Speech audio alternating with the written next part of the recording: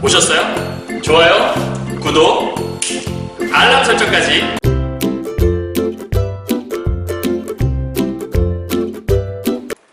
안녕하세요. 경화여고 2학년 학생 여러분, 그리고 전국에서 수능 문학을 공부하시는 학생 여러분 만나서 반갑습니다. 선생님은 세계 최강 국어쌤 조인수 선생님입니다.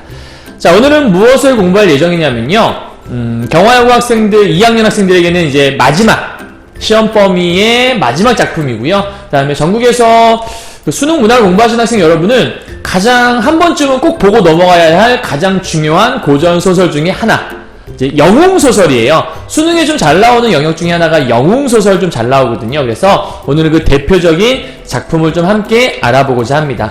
앞에 쪽에 좀 충분한 정보를 드리고 본문을 들어갈 예정이니까 참고하시고요. 오늘은 2019학년도 3학년 6월 모의 평가 문제에 나와있던 그 작품을 가지고 설명을 좀 해보고자 합니다. 자, 함께 한번 진행해 보도록 하죠.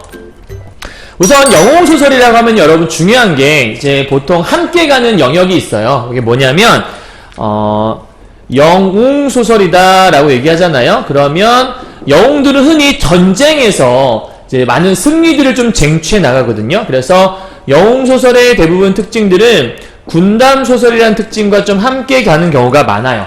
그렇다면 이러한 영웅들은 그러니까 대개는 특정한 어떤 구조 속에서 자라고 어떤 일정의 시련을 겪고 이겨내고 하는 모습들이 나오거든요. 그래서 대개 영웅소설에 등장하는 그 영웅들은 특정한 어떤 그 시스템을 갖추고 있어요. 그래서 그걸 우리가 일대기적 구조라고 하는데, 요렇게 선생님이 한번 좀 잡아봤어요. 요거는 대부분의 어떤 개념서들이나 책에서 많이 설명하는 말들이니까 참고하시고, 순서는 조금 바뀔 수는 있어요. 그러니까 요거 뭐 혈통 다음에 출생이다 이런 개념은 아니고요. 사실은 여기까지는 뭐 그대로 그냥 뭐 왔다 갔다 이렇게 뒤집어질 수도 있지만, 여기는 좀 순서대로 간다 보시면 될 것 같아요. 자, 첫 번째, 영웅들의 특징은 대개는 고귀한 혈통을 좀 지니고 있어요. 그러니까 대개는 좀 이렇게 뭐랄까, 천이 아니라 하늘에 있던 존재가 인간으로 화한다라든지, 그러니까 쉽게 말하면 얘의 전생 자체가 하늘에 있던 신선이나 어떤 대단한 인물이었다, 뭐 이런 것도 있다든가, 아니면 뭐 왕의 자손이라든가, 좀 그 혈통 자체가 서민의 혈통은 아니라는 거죠. 뭐 서민을 비하하는 건 아니니까 오해하지 마시고, 어쨌든 그 좀 고귀한 집안, 귀족 집안에 태어난 그런 고귀한 혈통을 가지고 있는 경우가 많고요. 그 다음에 출생이 조금 특이한 경우가 많아요. 그러니까 여기 있는 게 다 있진 않아요. 영웅소설에서는 이 7가지가 기본인데 뭐 중간에 몇 개 빠지기도 하고 좀 그런데, 기이한 출생으로 가장 대표적인 거 뭐 주몽신화 같은 거 보게 되면 주몽도 일종 영웅 건국신화라 볼 수 있는 건데, 주몽 같은 경우에는 뭐 알에서 태어난다든가, 그다음 뭐 엄마의 배를 찢고 나온다든가 뭐 이런 얘기들도 좀 기이한 출생 같은 게 많죠. 되게 좀 자주 나오는 기이한 출생은 아이가 잘 태어나지 않아서 기자치성이라고 하죠. 신에게 제사를 드리고 간곡하게 기도를 드린 끝에 위에서 이제 너희 집에 누가 태어날 것이다 이런 점지를 받고 꿈속에서 탁 깨어났는데 아이가 나온다, 뭐 이제 이런 모습들, 그런 게 기이한 출생에 해당하는 부분. 그다음 비범한 능력은 어릴 때부터 뭔가 좀 신비한 능력을 갖고 있는 경우가 있어요. 그런데 조홍정 같은 경우에는 이런 고귀한 혈통이나 기이한 출생 같은 경우가 없다고 보는 게 더 맞는 것 같아요. 그러니까 뭐 고귀한 혈통 정도는 있을 수 있지 않을까 싶긴 한데, 조금 모호한 면이 있긴 하거든요. 어쨌든 뭐 승상의 집안이니까 뭐 있을 수 있을 것 같긴 한데, 그 다음 네 번째, 어릴 때 이제 시련이 찾아와요. 그냥 이 아이들은 이러한 능력을 갖추고 있음에도 불구하고 어리기 때문에 일종의 시련을 받는다는 얘기죠. 그러한 시련을 받은 결과 어리니까 혼자 이겨내지 못하겠죠. 반드시 중간에 조력자가 나와서 얘를 도와줘요. 그래서 조력자의 도움을 통해서 이 시련을 극복해내는데, 그 극복에서 끝나면 이야기가 재미가 없잖아요. 다시 성장 후에 한 번 더 시련이 오게 되고, 이러한 시련들을 잘 극복해내면서 해피엔딩으로 마무리 짓는, 그럴 때 마지막에 이 극복에서는 주로 뭐가 주로 나타나냐면, 가족이 중간에 막 해체가 되거든요. 막 부모님이 돌아가시거나 어머니 아버지가 헤어지거나 이런 게 나오는데, 그런 가족이 회복되는 일 플러스 국난 극복은 나라가 위태해지는 경우가 있어요. 그래서 영웅이라는 것들은 뭔가 나라를 구하거나 이런 모습이 많잖아요. 그래서 나라를 구하는 모습으로 요 두 가지, 쉽게 말하면 효와 충에 대한 것들을 회복하는 이야기, 결국은 유교적인 사상을 좀 담고 있다라고 볼 수 있겠네요. 이해하셨나요? 자, 이러한 영웅의 일대기적 구조를 담고 있는 게 바로 이 조홍전인 건데, 여기서 하나 또 알아야 할 게, 조홍전 전체의 좀 줄거리를 이해하고 넘어가면 좀 더 작품을 깊이 있게 이해할 수 있을 것 같아서 뭐 많은 걸 정리할 수 없지만 간략하게나마 선생님이 한번 좀 정리를 해보고자 합니다. 자, 첫 번째, 일단 송나라 문제 때 이야기라 보시면 돼요. 송나라 문제는 왕 때예요. 알았죠? 그 문제 때 조정인이라고 하는 승상 집안이에요. 이거 생각하면 좀 고개혈통이라고 볼 수도 있을 것 같긴 한데, 어쨌든 이 조정인이라고 하는 이 승상 집안에서 부인과 함께 아이가 태어나지 않은 거예요. 그래서 간격하게 좀 이렇게 간절하게 바랬더니 요 사이에서 이제 아들이 조웅이라는 애가 태어나게 된 거죠. 이 조웅이 이제 주인공이겠죠? 얘가 주인공, 가장 중요한 아이. 자, 그런데 이 승상 조정인이 어쨌든 청렴결백한 착한 사람인데, 여기에 이제 이 승상 조정인을 싫어하는 인간이 하나 있어요. 그 사람이 바로 이두명이라고 하는 간신배예요. 역대 최고의 간신배라고 할 수 있는 이 간신배인데, 이 간신배 역시 조정인과 대척점에 있는 사람인 거죠. 그리고 이두병이 모함을 해요. 그래서 이 조정인이 너무 청렴결백했는지 그 모함을 이겨내지 못하고 이제 은독 자살을 하게 됩니다. 그래서 아버지가 돌아가셔서 그 결과 이 조정인이 승상이었으니까 꽤 높은 관직에 있던 사람인 거잖아요. 그래서 이 조정인을 아꼈던 황제가, 천자죠. 황제가 자기 아들이었던 이 태자를 조웅과 좀 친하게 놀게 만들어요. 그래서 서로 어울려 좀 지내라 그러면서 태자와 함께 오랫동안 좀 살게 되죠. 그런데 이 이두병 입장에서는 조웅의 아버지인 조정인을 죽였잖아요. 그러니까 사실은 조웅이 좀 마음에 걸릴 수밖에 없고 언젠가 나한테 복수를 할 수밖에 없겠구나. 그런 마음 때문에 이 조웅을 살해하고자 하는 그런 계획을 좀 갖고 있거든요. 그 와중에 이 황제가 사망을 하는 사건이 벌어지게 돼요. 그럼 이제 황제가 사망을 했으니까 누가 이제 황제가 되는 거죠, 여러분? 죄송해요. 어린 태자가 이제 황제가 되는 거예요. 침을 잘못 삼켜갖고. 이 어린 태자가 황제가 되자 이두병이 이걸 두고 볼 리가 없죠. 그래서 이 어린 태자를 외딴섬으로 보내버려요. 그래서 이 어린 태자는 결국 외딴섬으로 쫓겨가게 되고, 여기 있는 이 이두병이 스스로가 황제라 칭하면서 자기가 황제 노릇을 하게 되는 거죠. 그럼 여기서 이제 제일 위태한 사람은 누구냐면 여기 있는 조웅과 조웅의 어머니가 되겠죠. 왜냐하면 이 조정인을 싫어하니까. 그래서 조웅과 조웅의 어머니가 여기저기 이제 피신을 가게 되는데, 피신 가기 전날 밤에 이제 부인이 꿈을 꿔요. 그래서 그 어릴 때 꿈을 꿔서 그 꿈속에서 위험하니까 도망가라, 이제 이런 얘기를 했던 거예요. 그래서 엄마와 함께 도망가다가 중간에 이제 조웅이 도망가서 누굴 만나게 되냐면 월경대사, 화산도사, 철관도사라고 하는 이 세 명의 대사들을 만나게 되거든요. 자, 월경대사를 만나서는 뭘 배웠냐면 술법을 배우게 되고, 중간에 화산도사에게서는 삼척검이라고 하는 칼을 얻게 되고, 그 다음에 철관도사에게서 무술과 도수를 함께 배우게 돼요. 그러니까 이런 걸 배우게 되면서 이들이 일종의 조웅을 돕는 조력자의 역할을 하는 사람이라고 볼 수 있겠고, 여기서 이제 큰 능력을 갖추게 된다라고 볼 수 있겠죠. 그리고 이 와중에 어머니에게 가는 도중에 누굴 만나냐면 장소저라고 하는 이제 아름다운 여인을 이렇게 만나게 되죠. 그리고 이제 특이한 거, 이 작품의 주제가 자유연애 사상을 담고 있다고도 하거든요. 이게 왜 그런 거냐면 부모의 허락을 받지 않은 상태에서 여자와 동침을 하는 일이 벌어져요. 그래서 이 장소저와 함께 얼레리 꼴레리 하는 이제 이런 일을 이제 벌이게 되는 거죠. 그래서 장소저와 자유롭게 부모의 허락을 받지도 않게 자기의 의지를 가지고 연애하는 이런 모습이 있었다. 이제 이런 모습이 있다라는 거예요. 자, 그리고 나서 이 조웅이 사실은 조웅의 아버지였던 이 조정이 있잖아요. 조정인과 좀 좋은 관계에 있던 이 위왕이란 사람이 있었어요. 근데 이 위왕을, 여기는 위국이죠, 위국을 이 서번국이 침공을 하게 돼요. 그래서 그 소식을 듣고 조웅이 이 위왕을 도와줘야겠다라는 생각이 들어서 이렇게 많은 능력을 가지고 닦았잖아요. 이걸 통해서 서번이 위국을 침공하자 이 위왕을 도와서 서번국을 격침하게 돼요.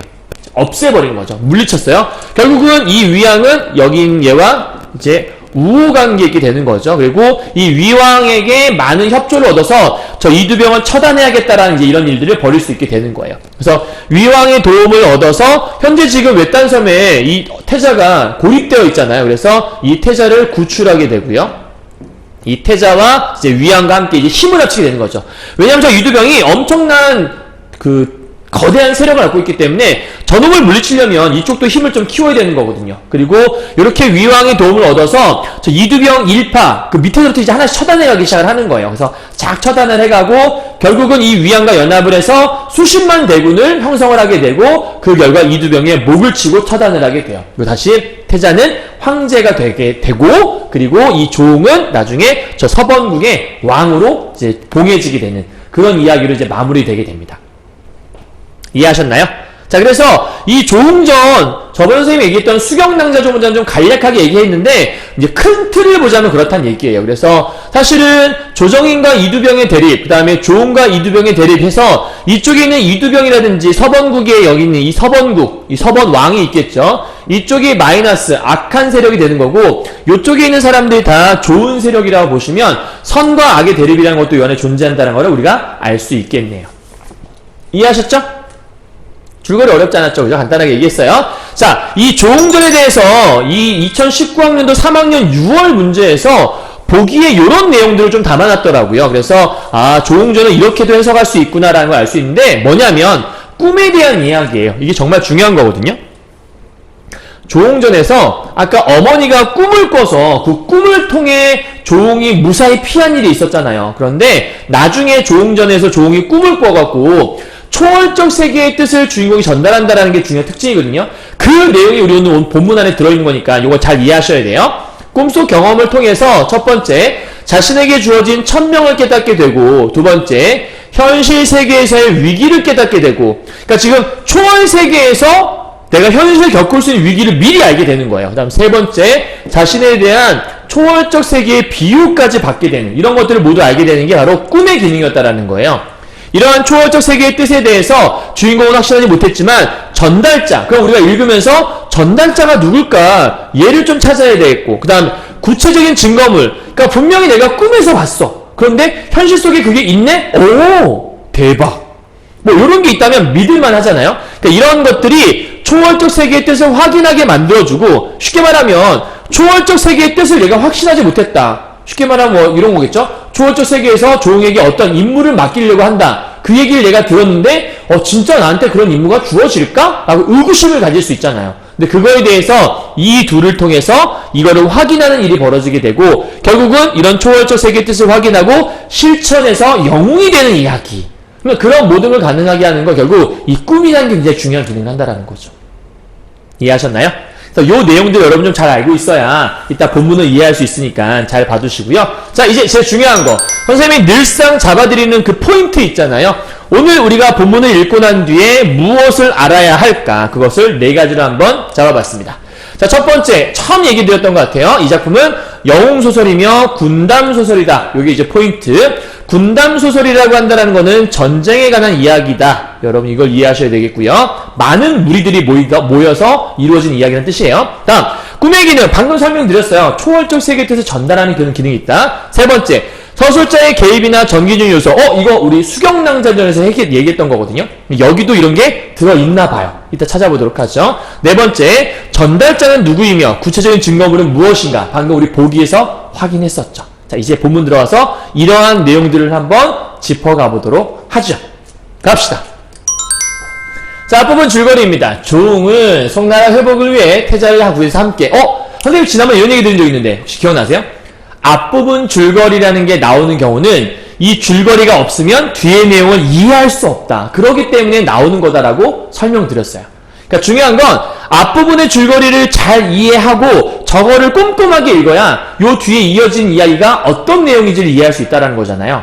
무슨 말 이해하셨죠? 잘 보세요. 자, 인물 나올 때 동그라미치라고 얘기했어요. 왜냐면 고전소설은 늘 말씀드리는 건데 여러 사람이 나오는 것 같지만 호칭이 다를 뿐이지 비슷한 사람을 지칭할 수 있다라고 늘상 말씀드리고 있거든요. 선생님이 오늘 그 경화여고 학생들 수업할 때 우리가 선생님이 7반, 8반, 9반 수업할 때 그런 얘기 들었던 것 같은데 선생님은 밖에 나가게 되면 이제 아저씨라고 불리죠. 이제 나이가 좀 있으니까. 그런데 선생님은 나이가 좀 적은 사람이라면 나를 아마 오빠 혹은 형이라고 부르게 될 거예요. 그리고 뭐 나를 깔본 사람이라면 야라고 부르게 되겠죠. 그죠? 그리고 학교 학생들은 나한테 선생님이라고 부를 거예요. 그 내 친구는 선생님한테 선생님 이름이 인수기 때문에 인수야라고 부르겠죠. 집에 가면 우리 와이프는 선생님한테 여보 혹은 남편이라고 부릅니다. 그리고 선생님의 아들들은 나한테 아빠라고 불러요. 이해 가셨어요? 굉장히 많은 호칭이 있지만 결국은 다 나잖아요. 그죠? 이해했어요? 그러니까 아빠가 있고 인수가 있고 오빠가 있고 형이 있고 그다음에 선생님이 있다 하더라도 이 모든 게 전부 다 한 사람일 수 있다. 그러니까 읽으면서 누가 누구랑 어떤 관계에 있는지를 잘 보셔야 되고 고전소설 같은 경우에는 직책으로 불리는 경우가 되게 많아요. 그래서 이걸 잘 기억하셔야 돼요. 자, 조응은 송나라 회복을 위해 태자를 구해서 이 태자는 아까 조응과 함께 우호관계인 사람인 거죠. 위국으로 가던 중 위국도 우호관계에 있던 사람이죠. 서번국 병사가 그래서 선생님이 여기다 세모를 쳐놓은 거예요. 마이너스 매복한 함곡이라는 지역이 있대요. 우리가 지역이 나올 때 잘 체크를 해주세요. 왜냐면 지역이 여기서 설명했으니까 본문 어딘가에 함곡이 나오게 되면 여기가 그 위험한 곳인가 보다. 매복한 곳인가 보다. 그걸 우리가 확인할 수 있잖아요. 그래서 여기는 이 매복한 함곡은 앞으로 쳐야지 그 위기의 상황. 그죠? 선생님이 뒤쪽에서 얘기를 좀 하긴 할 건데 여러분 이것 좀 이해하셔야 돼요. 이 작품은 크게 머릿속에 담아놔요. 힘든 고행, 즉 시련을 겪는 고행담이라는 게 이 작품의 특징 중에 하나거든요. 그리고 영웅으로서 어떤 자기의 어떤 무술실력을 뽐내는 일종의 무용담이라는 것들도 정확히 얘기하면 영웅적 무용담이라고 하는 것을 여기서 뽐내게 되고요. 마지막 세 번째로 중요한 건 우리 책에 나오지 않지만 장소저와 사랑하는 이야기가 나오는 거니까 그런 걸 우리가 결연담이라고 해요. 담이라는 건 이야기라 생각하시면 될 것 같아요. 그래서 요 세 가지가 조응전의 기본을 이루는 이야기거든요. 여기는 이 위기의 상황, 여기가 고행담에 해당하는 부분. 그러니까 여러 개는 데가 있겠죠. 시련을 겪는 부분 다 그런 거라 볼 수 있는 거니까 그렇게 생각하시면 좀 더 쉬울 것 같아요. 그래서 이적의 원수가 갑자기 원수가 누구지? 근데 원수는 보통 한 군대의 지휘자를 얘기하는 거기 때문에 이 원수가 바로 조응이라고 여러분 생각하시면 될 것 같아요. 자, 여러 날 만에 연주에 도달했대요. 내가 아까 장소 나오면 체크해두라 했죠? 연주에 도달을 한 거예요. 군마를 다 쉬게 하고 원수도 노곤하여 사관에서 쉬고 있었는데 자, 우리 아까 보기 읽을 때 꿈이 중요한 기능이라며요. 근데 여기서 원수가 쉬고 있었다며요. 그러면 쉬면서 피곤하면 우리가 보통 뭐가 되냐면 잠이 드는 경우가 많죠. 그러니까 지금 이 부분이 뭐냐면 이제 꿈으로 들어가기 직전 인몽의 부분이라 보시면 돼요. 인몽, 꿈으로 들어간다 이런 뜻이겠죠. 한 나비가 침상에 날아들거늘 원수도 자연스럽게 날개를 얻어. 봐요. 날개를 얻는 것 자체가 일단은 현실은 아니란 얘기잖아요. 그러니까 비현실적인 모습이 이 안에 들어있는 거죠. 날개를 얻어. 그러면 좀 뭔가 좀 비현실적인데? 그리고 그 나비를 따라 공중에 날아 한 곳에 이르니 어떤 장소에 왔어요. 첩첩한 산 중에 수목이 빽빽한 곳을 깊이 들어가니 그 가운데 광활하여 완전한 별세계가 별세계라는 것은 뭔가 신비로운 곳을 얘기하잖아. 그러니까 뭔가 별세계에 있었다? 그러니까 현실이 아닌 공간. 아까 얘기했지만 비현실적인 모습이 계속해서 등장을 하고 있는 거죠. 또 한 곳을 들어가니 아름다운 궁궐이 하늘에 닿아 있대요. 나아가 보니 문에 현판을 붙였으니 만고 충렬문이라 쓰여 있었다. 그럼 A라고 표시가 돼 있으니까 여기가 뭔가 의미가 있는 부분 아닌가? 라고 볼 수 있죠. 그러니까 이 A 부분은 뭐냐면 일종의 전기성. 쉽게 말하면 비현실적인 모습을 보여주는 거라 볼 수 있고 이런 걸 이렇게 신비로운 모습을 통해서 묘사하고 있고 표현하고 있다라고 볼 수 있겠네요. 문제에 보게 되면 뭔가 신비롭다는 말 써있거든요. 그게 여기에 해당하는 부분인 것 같아요. 됐나요? 자, 넘어가죠. 궁궐리를 바라보니 한 노인이 있대요. 자, 선생님이 아까 나올 때마다 분명히 사람은 동그라미 좀 쳐보라 그랬어요. 한 노인이 앉아있네요. 저 사람 누굴까? 궁궐 위에 앉아있는 노인이니까 뭐 좀 높은 사람인가? 얼굴은 관옥 같고 황금관. 황금관은 왕관이잖아 얘들아. 왕관을 썼대.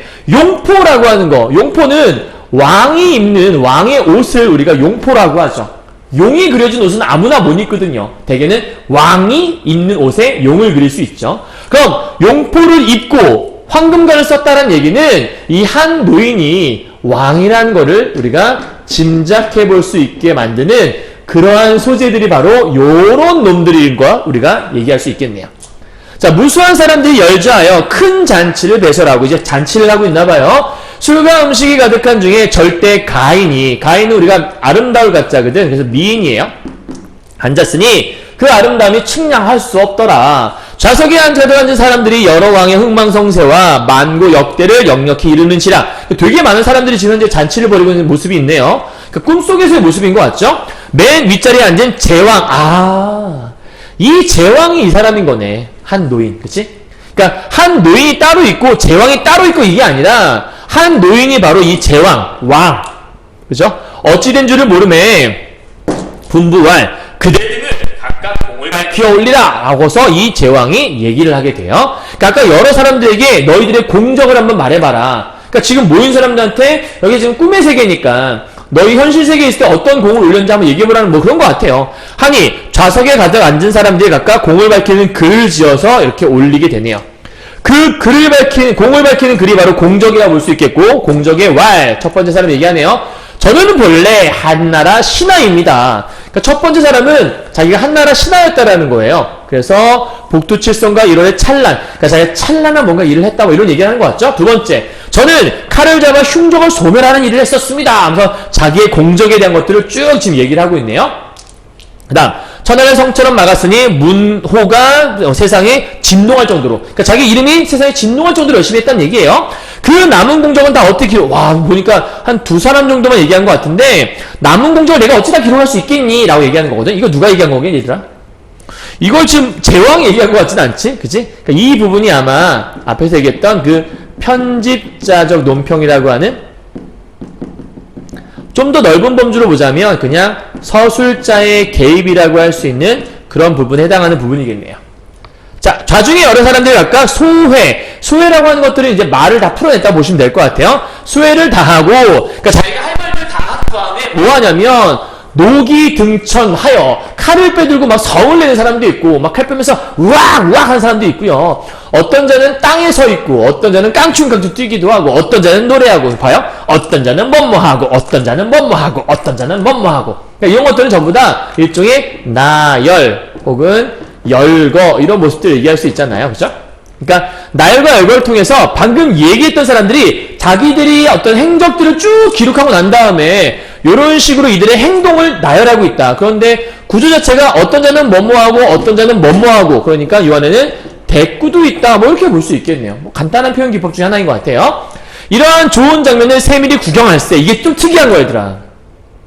뭐냐면 되게 우리가 이런 꿈이 나오잖아요. 그러면 주인공들이 그 꿈 속에서 어떤 사건에 참여를 해요. 그래서 들어가서 그 사람들과 함께 얘기를 하면서 네가 가면 위험할 거다, 그러니까 너 도망가야 돼, 피해야 돼, 이런 얘기를 듣거든. 실제 자기가 경험을 해. 근데 여기에서의 조응은 특이하게도 들어가서 구경만 해. 오, 우와, 사람들이 있네. 오, 이렇게 구경만 하는 거야. 그러니까 자기한테 직접 얘기를 하지 않았잖아. 나한테 직접 얘기를 했으면 내가 뭔가 점지를 받았다 이럴 텐데 그런 게 아니란 말이야. 더군다나 밑에 우리 각각 소에는 다 옛일이라 하나여도 미치지 못하려니와 알지 못하겠노라. 너무 옛날 일을 우리가 얘기했다. 근데 대송이 역적에 망하니, 지금 이 송문제 시절이라고 했잖아요. 대송이 역적에 망하니 이나여 멸송이 되오면 언제 회복되오리까. 그럼 여기서 봐요. 송이 역적에 망하니 이나여, 이 망한 거는 어디 얘기냐면 지금 얘가 있는 이 꿈속 세계 일이 아니죠. 그러니까 이건 지금 어디의 이야기냐면 바로 현실 세계 속의 이야기잖아. 그럼 얘들아, 현실 세계 속의 이야기를 한다라는 거는 이 이야기의 주인공인 조홍은 현실 세계 사람이잖아. 이들은 지금 꿈속 세계, 즉 천상 세계 사람들인 거고, 우리 보기를 따진다면 초월적 세계라 볼 수 있죠. 그러니까 초월적 세계는 더 이상 뭐 망할 일도 없고 이런 거 없잖아요. 너무 아름다운 세계일 뿐이니까. 여기서 갑자기 망한다는 얘기를 하는 거 보면 현실 세계 이야기로 건너뛰는 거고요. 이 현실 세계 이야기로 간다라는 것들은 지금부터 조웅의 이야기로 화제를 전환하고자 하는 작가의 의도가 이 안에 담겨있다라고 볼 수 있는 부분인 거예요. 무슨 말인지 이해 갔어요? 그러니까 지금 갑자기 뜬금없이 막 얘기하다가 자기들이 어떤 소회를 쭉 밝혔는데 뜬금없이 갑자기 송나라 얘기를 하면서 역적에 망했다. 물론 저 역적이라고 하는 거는 아마도 우리 처음에 선생님이 줄거 설명할 때 그 이두병 얘기했으니까 이두병에 대한 얘기를 하는 것 같고, 멸송이 됐다. 나라가 망하면 언제 회복될 수 있겠습니까? 이거 큰일 아닙니까? 이렇게 물어본 거예요. 그랬더니, 그러니까 회복이 안 될까봐 좀 두려워하는, 좀 이렇게 걱정하는 그런 마음이 들어있는 거겠죠? 하니 한 사람이 송나라의 복은 아직 길고 멀었는지라 어찌 회복이 없사오리까? 라고 얘기하는 거 보면 그래도 아직은 뭔가 조금 긍정적인 기대감이 있을 것 같다. 이런 얘기를 하는 것 같아요. 그러니까 아주 망하지는 않을 건가 봐요. 초월적 세계의 말에 따르면. 그러니까 이제 현실 세계 이야기가 넘어간 거예요. 자, 한데 또 한 사람이 그대 등은 알지 못하는도다. 하늘이 송나라 왕실을 회복하고자 조웅, 드디어 이 주인공 나오네. 조웅을 명하였더니, 그럼 조웅에게 뭐가 있는 거냐면 하늘에서 일종의 명령을 내렸던 거야. 일종의 천명의식, 우리 아까 보기에 천명의식이 있었잖아요. 그러니까 초월적 세계에서 이 조웅에게 하달된 천명의식에 대한 얘기를 이렇게 하고 있는 거예요. 자, 현재 지금 조웅은 이걸 보고만 있는 거죠. 자, 불쌍하도다 조웅이여 일시가 극난하여 명일비명에 서번 적의관계에 걸려들어 죽을 듯하니, 우리 아까 처음에 앞부분 줄거리에서 서번국 병사가 매복한 함국이라는 곳이 있었잖아요. 그러니까 매복했다라는 사실을 지금 조웅은 모르는 상태로 매복한 곳으로 가고 있는 거 우리만 알아요. 독자들만 아는 상태인 거죠. 근데 요런 얘기들을 해주네. 그럼 여기서 알 수 있는 건 뭐냐면 조웅에게 닥칠 위기를 지금 현재 암시해주고 있는 부분이죠. 꿈속에서. 이해했어요? 이렇게 해서 불쌍하다라고 얘기를 해. 그럼 조웅 입장에서는 진짜 저런 일이 생길까에 대한 약간 좀 의문이 생기겠죠. 그죠? 그리고 조웅의 일도 우리와 같을지라 그럼 조웅이 우리와 같다라고 얘기했으니까 이 조웅은 지금 적의 관계에 걸려서 억울하게 죽을지도 몰라 이런 얘기를 한 거니까 아마 이 우리란 사람들은 아마 조웅과 좀 비슷했던 일종의 억울한 죽음을 당했던 사람들, 억울한 죽음을 당했던 사람들이 아닐까. 일종의 충신이었는데 억울한 죽음을 당해서 우리와 같은 일이 벌어질지도 모르겠다 뭐 이런 얘기를 하고 있는 것 같아요. 정해진 나이를 못 마치고 전쟁의 패한놈이 될 듯하니 불쌍하고 카른하다. 마치 이미 죽을 거를 예상했다는 듯이 얘기를 하고 있죠.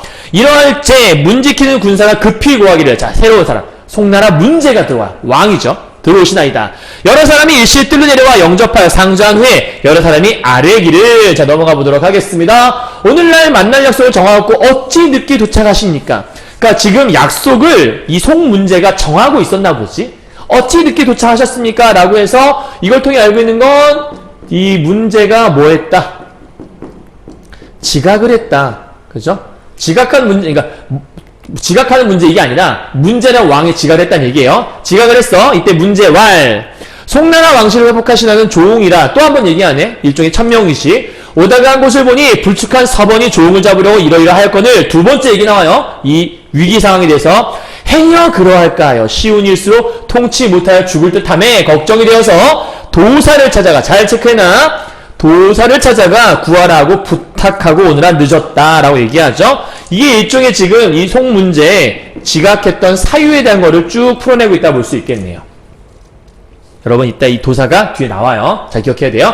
자중이 외쳐와 우리는 분명 조웅이 죽으리라 하고 불쌍한 공로를 하였더니 대운이 막히지 아니하였사오니 천수를 어찌하오리까? 원수가 깨더니. 그러니까 지금 뭐냐면 사람들이 조웅이 그런 천명을 받았던 거 우리가 알고 있는데 조웅이 아무것도 모르고 죽으러 가는구나. 어찌하지? 전달할 길은 없고 걱정이 이렇다. 이렇게 얘기했는데 송문제가 내가 처리하고 왔지. 이렇게 얘기한 거야. 물론 이렇게 얘기하지 않았을 거예요. 그죠?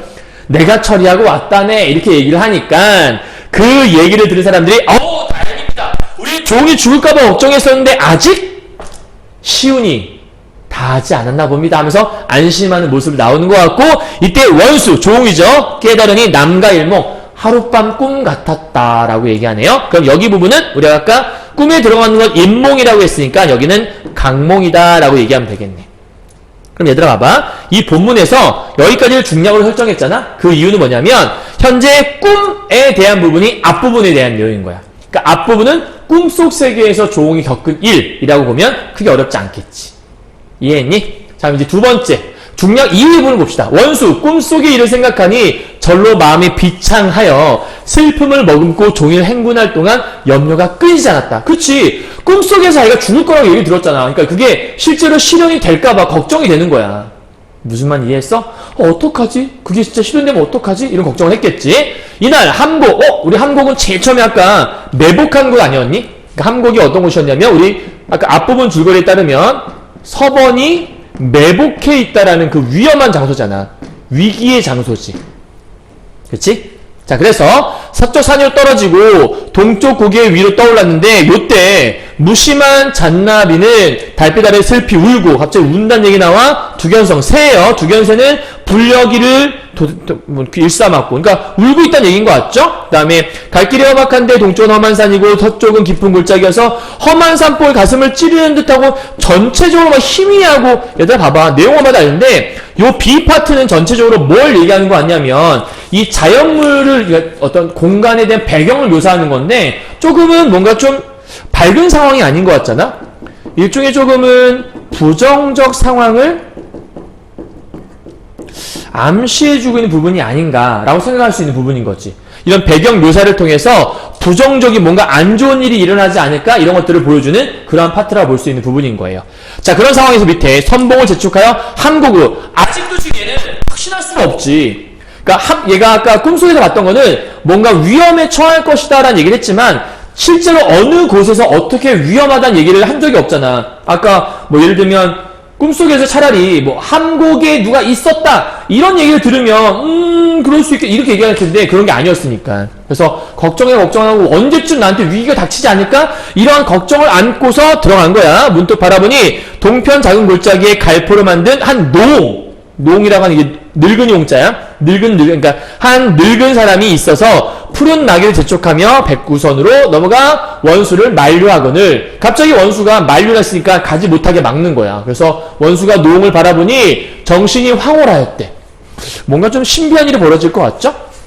원수가 말을 머물게 하고 잠깐 기다리니 연주로부터 오십니까? 라고 노옹이 말을 했대요. 그랬더니 그러하오이다. 혹시 조원수를 보셨습니까? 라고 보시면 알려주세요 라고 얘기하네요. 조옹이 자기잖아. 그래서 그거 난데 라고 무슨 일이 있었습니까? 라고 물어봤더니 노옹이 크게 기뻐하며 왜 기뻐하는 거지? 나는 떠돌아다니는 나그네라. 성품이 남과 달라 빼어난 산천과 명승지지를 잘 구경하 다녔는데 어느 봉우리에 들어갔다가 천명도사, 아까 송문제가 부탁했던 도사가 하나 있지 않았니? 그 도사에게 지금 이 조옹의 위기에 대한 것들을 내가 얘기하고 오느라 늦었다라고 얘기했잖아. 그 도사가 이 천명도사인 거야. 이 천명도사를 만나 수사미를 머물렀더니 한 서차를 주며 그대에게 오늘 오시에 전하라 하면서 이걸 줬대라는 거지. 그럼 이 천명도사는 우리 보기의 글에 따른다면 그 초월적 세계의 뜻을 전하는 이해하는 걸 우리가 알 수 있겠네. 왜? 송문제로부터 이 일을 전달받았으니까. 그 전달받은 천명도사가 노옹에게 이걸 전달하게 만든 거죠. 그래서 오시에 전하라 라고 얘기했대요. 그랬더니 밑에 보니까 진시에 도착하려고 했으나 피곤한 낙이 탓으로. 그러니까 원래는 진작 왔어야 되나 봐. 다행이지. 좀 극적인 걸 뭔가 만들려고 그랬던 게 아닐까 좀 싶기도 하고. 어쨌든 그러해요. 자, 10월 넘겨버렸기 때문에 못 만나니까 염려했었다. 그러니까 원래는 진작에 만났어야 되는 건데 낙이가 뭔가 좀 피곤한 일이 있었나 보죠. 넘어갈게요. 한 통 편지를 내어주고 이 편지 요거 이제 기능. 자, 팔을 들어 하직하거늘 원수 다시 노옹을 바라보니 봐라. 편지를 받았어? 그리고 편지를 읽은 다음에 딱 봤는데 노인이 없어져 버린 거야. 이것도 신기한 일 아닌가? 이것도 기이한, 전기성. 그치? 전기적인 사건이라고 볼 수 있겠네. 자, 그 다음 편동 편지를 내어주고 봤는데 마음속으로 신기하게 여겨 그 편지를 급히 보니까 다른 말 없고 함곡에 들어가지 말고 성중에 먼저 들어가서 포를 한번 쏘라. 우리는 지금 함곡으로 가고 있는데 가지 말라는 편지를 줬잖아. 이게 아까 우리가 꿈에서 봤던 것도 그렇고 들어가지 말라는 편지를 보니까 뭔가 지금 문제가 있는 것 같은데 원수가 편지를 보고서는 깜짝 놀란 거야. 대경실색이라는 거는 크게 놀란. 얘들아 있잖아. 이런 말 좀 기억해놔. 대경, 대희, 크게 기뻐. 대비, 크게 슬퍼하며. 대도, 크게 화를 내며. 이런 말 자주 나오는 말들이거든. 잘 기억해두면 좋을 것 같아. 자, 장군 위용창을 불러. 그러면 여기 나오는 이 한 통 편지가 우리 보기에서 봤던 그 구체적인 증거물이겠네, 얘들아. 그치? 그럼 노옹이라는 존재는 아까 우리 보기에서 봤던 그 구체적인 전달자가 되는 사람이겠네. 그럼 여기는 이 노옹이 누구야? 바로 보기에서 말했던 그 전달자에 해당한 사람이었겠구나 라고 우리가 짐작해 볼 수 있겠네요. 자, 이해하셨어요?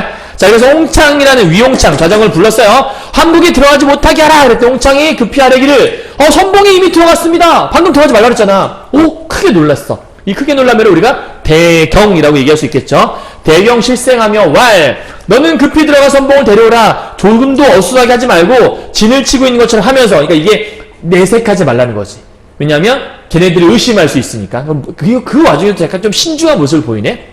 그래서 잘 빠져나왔다. 그리고 원수가 편지를 얻어서 기뻐했다라는 얘기가 나오는 것 같아요.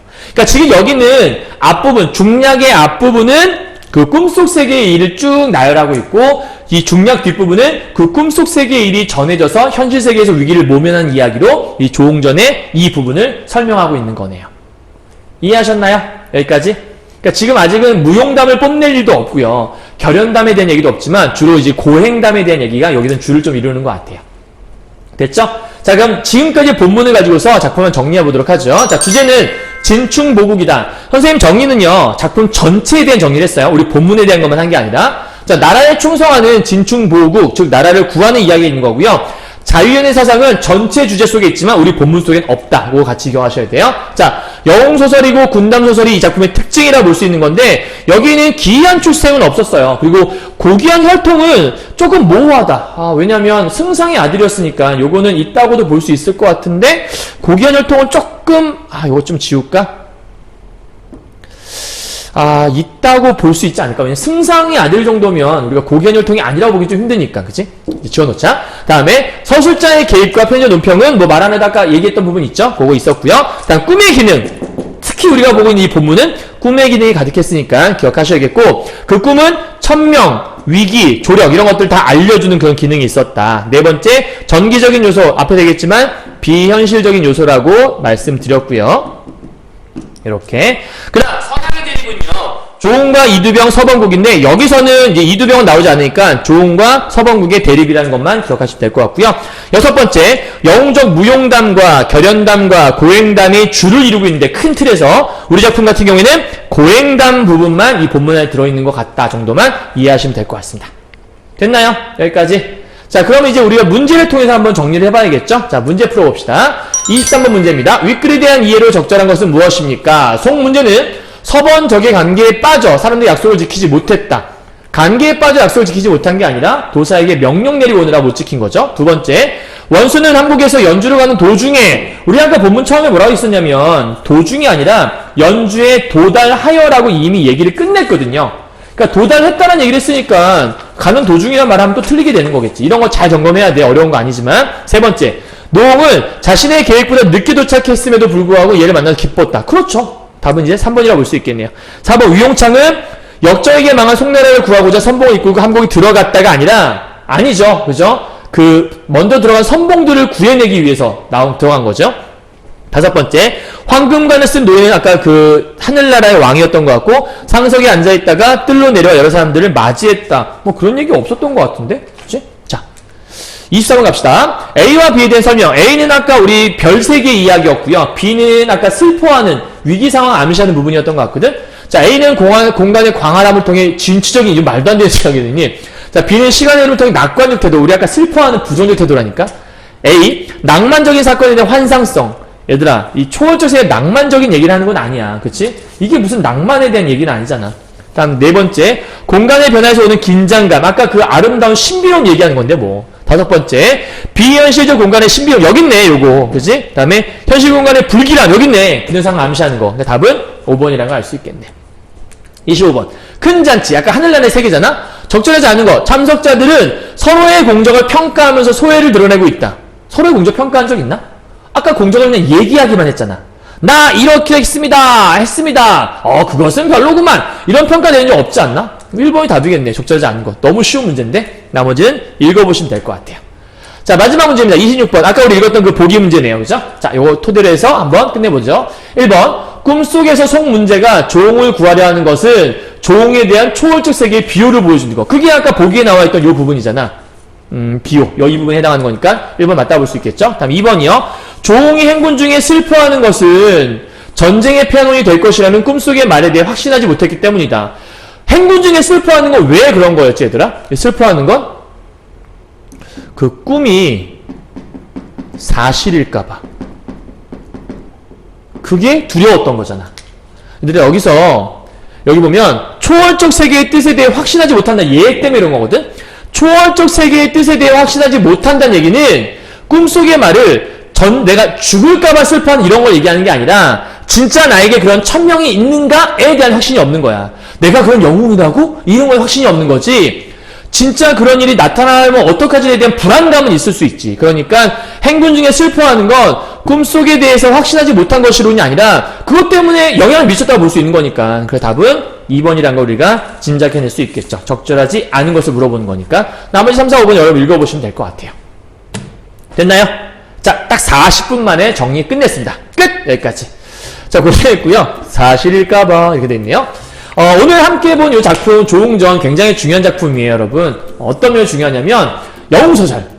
영웅소설. 보통 이제 영웅소설 나오게 되면 나를 따르라 뭐 이런 거 있잖아요. 막 칼 뽑아갖고 뭐 이런 것들.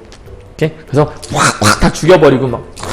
그다음에 또 이 작품 같은 경우 이제 그런 모습이 드러냈어야 되는데 우리 본문 속에는 안타깝게도 그런 얘기는 들어있지 않아요. 하지만 다른 책에서 또 조웅전 문제를 낸다면 워낙 작품이 길기 때문에 어디가 나올지 모르거든요. 그래서 여러분이 전체적인 내용들을 잘 기억하시고 선생님이 지금 얘기한 전체 줄거리 속에서 그 부분이 요런 내용이구나 라고 파악하려고 노력하신다면 크게 문제가 어렵진 않을 거라 생각이 듭니다. 아시겠죠? 자, 그러면 오늘 여기까지 해서 이제 경화여고 학생들은 시험 범위 다 끝났기 때문에 이제 정리 끝났다고 볼 수 있고요. 다음 강의는 어떤 작품으로 보게 될지 모르겠지만 그 볼 때까지 다들 건강하시고 코로나 요즘 많이 심각한데 다들 건강 조심하셨으면 좋겠습니다. 수고하셨고요. 좋은 밤 되세요.